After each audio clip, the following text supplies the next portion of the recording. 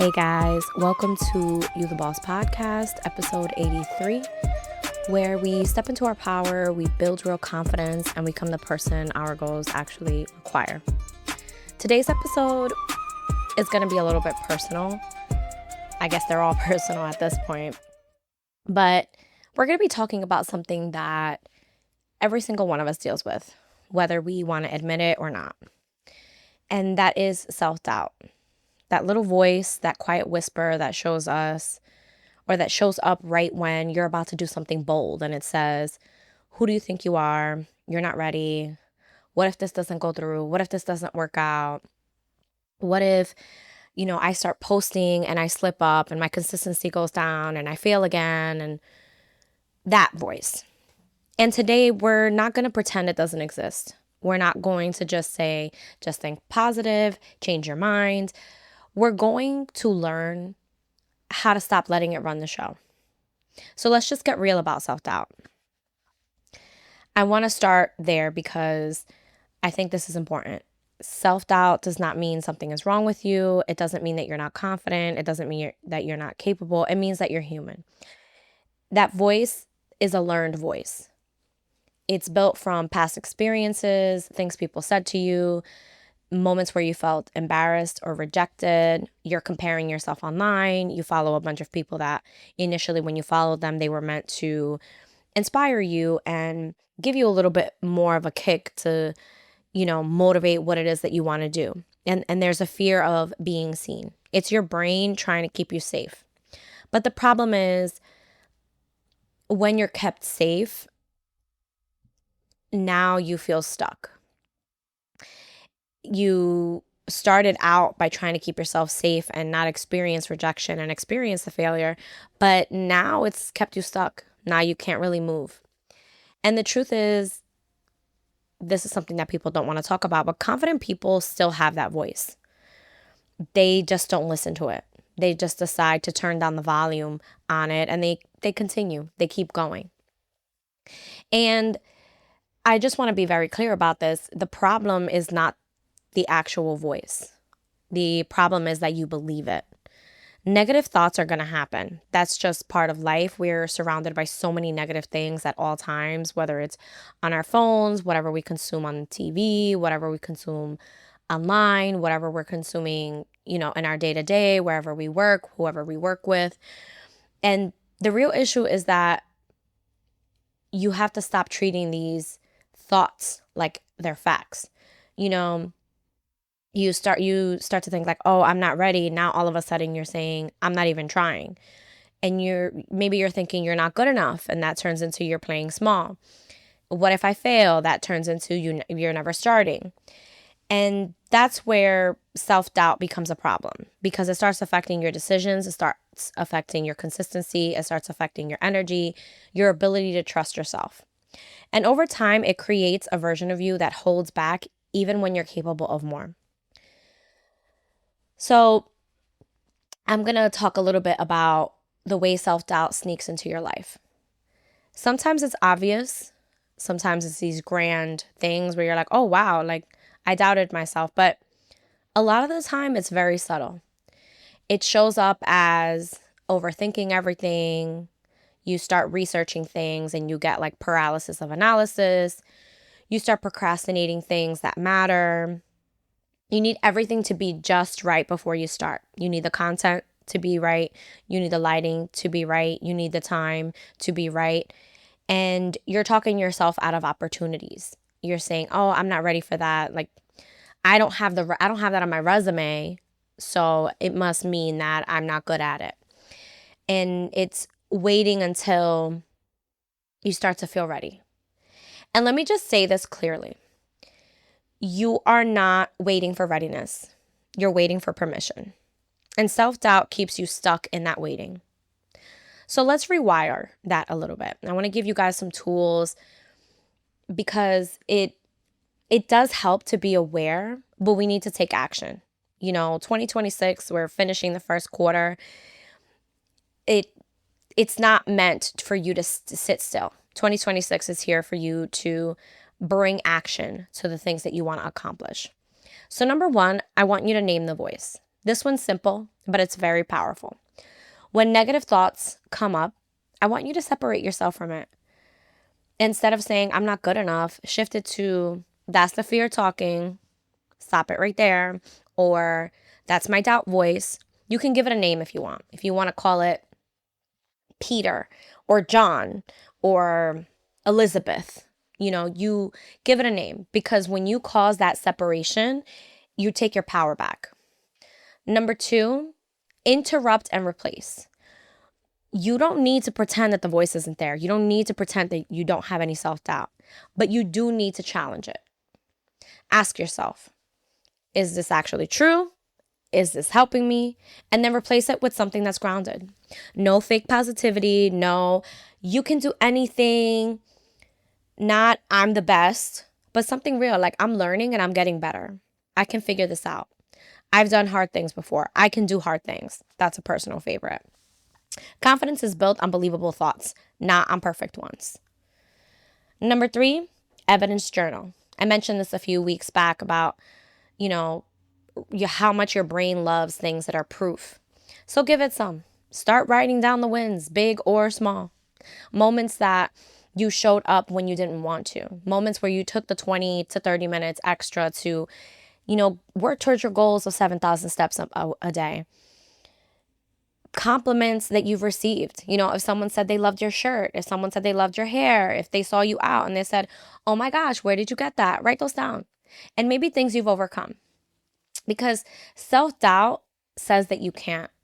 But your life will give you receipts. It does give you receipts already. And so you need to acknowledge them. Number 4, talk to yourself like someone you love.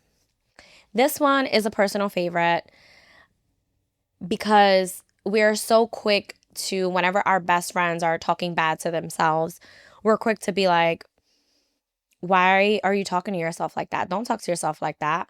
How about the way you talk to yourself? If you wouldn't say some of the things that you think to yourself, like, I'm an idiot, I'm a loser, I'm this, I'm that. If you wouldn't say those things to your best friend, why are you saying them to yourself? You wouldn't tell them you're not good enough. You wouldn't tell them you should just give up. You wouldn't tell them you fail anyway. You're never consistent. You always drop the ball. You wouldn't say that to them. So why are you saying that to yourself? What makes it okay for you to say that to yourself? Start practicing self-correction instead of self-criticism. You can be honest without being harsh. You can say, all right, Pam, you dropped the ball there, but that's okay. We're going to pick it up and we're going to keep going. Number 5, identity-based thinking. Instead of focusing on who you are right now, focus on who you're becoming. Shift your thoughts to, I'm becoming someone who trusts herself. I'm becoming someone who shows up even when it's uncomfortable. I'm becoming someone who follows through. Because again, confidence isn't something you have, it's something that you build. You don't need confidence to start these things. This might be the biggest mind shift of all. You don't need to feel confident because you're not going to. That's just not realistic every day. Surprise. You build confidence by showing up. You build confidence by taking action. You keep promises to yourself, even when it feels uncomfortable, even when you're unsure. That's how self-trust is built. It's not by thinking, it's by doing. It's by saying, you know what? Last week, maybe the week before, maybe the last couple of weeks, I dropped the ball on some of the things that I want to be consistently doing. But you know what? This is a new week. I'm going to start anew and just do it a day at a time. Stop looking at 6 weeks from now. Look at right now. That might look like, you know what? I don't want to show up online anymore. And instead of using that as an excuse, say, you know what? I'm going to create a space where I don't have to show up online. On the days that I feel really good, I'm just going to record a couple of videos and I'm just going to reuse the content. I know that I talk a lot about showing up online and social media and content creation. And I know that a lot of you are in that space that listen to this podcast. And some of you aren't. Some of you are corporate baddies, and I respect you so much because, again, you still show up to your corporate job when the world is literally on fire. But you still have to show up. You're still showing up in your relationships. You're still showing up for yourself. And so I want you to know that in building that trust, it's just showing up every single day for yourself and taking action, which you already do. You get up every day and brush your teeth. So why not add a little something extra to that so that you're consistently building the trust with yourself? I always like to suggest books to you guys because I love to read. If you're watching this on YouTube, I have books behind me. I have books not in the frame to my left. I have books on my phone. I have books on my nightstand. I probably have a book in my car and my husband's car. And I say that to you because I think reading is important. It is one of the best low stimulation items that we still have left in the world where we're able to read physical things. And also because I think it's important when you're on the journey to self progress and self development for you to consume books and consume different forms of media that help you change your voice. So I've got 2 books here. I'm sorry I didn't write down the authors, but that'll be in the show notes. So I'll definitely look out for those. That first book is The Mountain Is You. This one I'm working myself through actually presently, slowly but surely.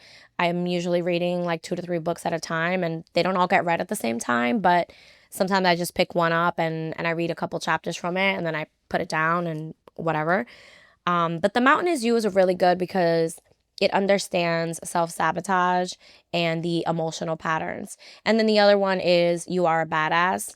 This one's a little bit lighter than The Mountain Is You, but it's great for shifting your mindset and it's great for confidence. This one I actually listened to on audio. And again, really good perspective. And it kind of takes the heaviness out of you reminding yourself that you're a badass.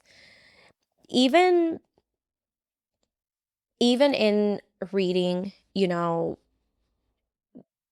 in these kinds of books or any kind of book, really, when it comes to your confidence, it always shows up to for you to monitor how you speak to yourself. So before we close, I want you to actually do a little bit of an exercise. And I want you to take a minute and think of one thought that you've been repeating lately. Maybe it's, I really need to apply to a different job. Maybe it's, I'm so exhausted. How can I just keep going like this? How can I keep up with this certain thing? How am I going to add something else to my plate? But I want you to write it down. And then I want you to ask, what is this costing me? And finally, what's a better thought that I can practice? That's where change starts. It's not overnight. It starts consistently. It starts with you showing up every single day and deciding to change that thought. I want to leave you with this. Self-doubt doesn't mean that you stop. It doesn't mean that you don't keep going. It usually means that you're growing. You're stepping into something new, something uncomfortable, something bigger, and most of the time, something really exciting. And that self-doubt voice, it's not your truth. It's just noise. You don't need to silence it completely. Just turn the volume down. You need to decide that it's not in charge anymore. If this episode resonated with you, share it with someone who needs to hear it. Share it with someone who needs a reminder. And don't forget, you're not here to play small. You are the boss of your life. I'll talk to you on the next episode.